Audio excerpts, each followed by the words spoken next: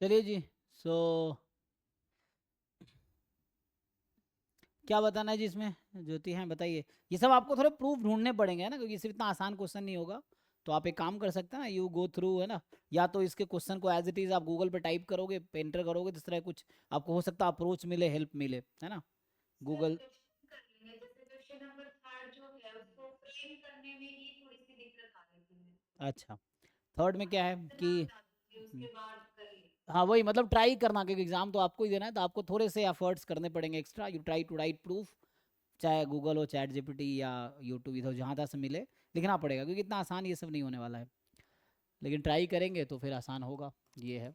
तो उसके लिए आपको प्रूफ्स लिखने पड़ेंगे। सही कह रहा है। x1 x2 xn क्या है, एंड u इंडिपेंडेंट है। xi जो है आपके पास, that is normal I comma sigma I square, okay. मतलब x1 is normal 1 comma sigma 1 square, x2 is normal 2 comma sigma 2 square, and so on. And आपसे क्या बोला जा रहा है कि, तो xi तो कॉन्टिन्यूस है, और यहाँ u भी है ना। और ये सब बोल रहा है कि इंडिपेंडेंट है, ये बोला था ना कि ये सब इंडिपेंडेंट है। और probability u is equal to I, मतलब डिस्क्रीट है u, है ना। ये लैम्बडा आई है, जहाँ लैम्बडा आई का सम 1 होगा, ठीक है। सो लैम्बडा आई का सम 1 है, ठीक है। अब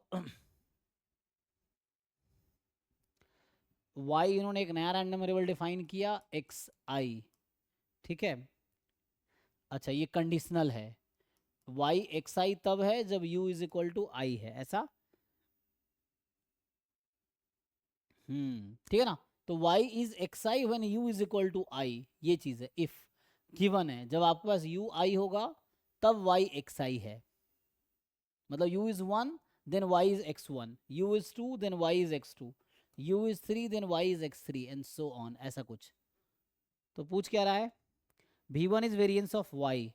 तो v1 एक नंबर है जो y का वेरिएंस है। सो आपको y का वेरिएंस निकालना, तो ये कंडीशनल से कुछ आ जाएगा, है ना। सो तो वेरिएंस क्या होता है, E of Y square minus E Y का होल स्क्वायर, है ना। अब आपको ई ऑफ वाई निकालना हो, इसका मतलब क्या है, तो आई थिंक ये हो जाएगा समेसन, वो निकाल लीजिए ना। टोटल प्रोबेबिलिटी आप जानते हैं, टोटल एक्सपेक्टेशन का फॉर्मूला। सो मे बी ये आ जाएगा, probability u is equal to I into expectation of X I, ये आ जाएगा। जो भी है, कहाँ तक है, n तक है, तो इससे कुछ आ जाएगा ई ऑफ वाई। ऐसे ई ऑफ वाई स्क्वायर आ जाएगा। ट्राई करके देखिए। Probability u is equal to I into expectation of X I square, ऐसा कुछ आएगा, देखिए। एंड देन वेरिएंस नहीं आ जाएगा।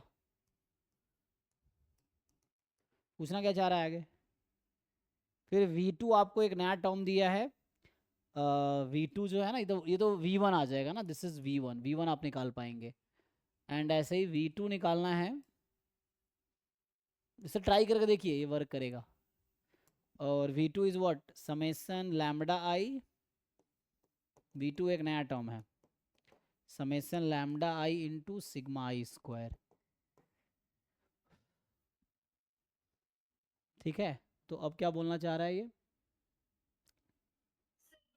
V1 में ही प्रॉब्लम आ रही थी, जो V1 मतलब वेरिएंस ऑफ y, ये हम्म एक्सपेक्टेशन ऑफ y जो आपने लिखा है, summation probability of u is equal to I, हम यहाँ एक्सपेक्टेशन ऑफ एक्स आई की जगह सिंपल एक्स आई लिख रहे हैं।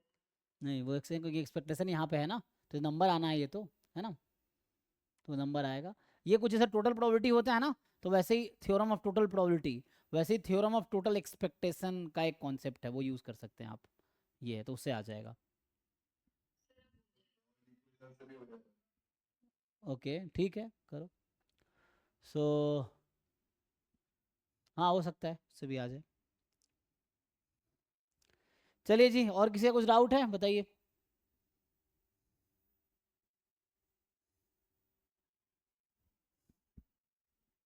सर एक बार क्वेश्चन नंबर 6 और बता दीजिए।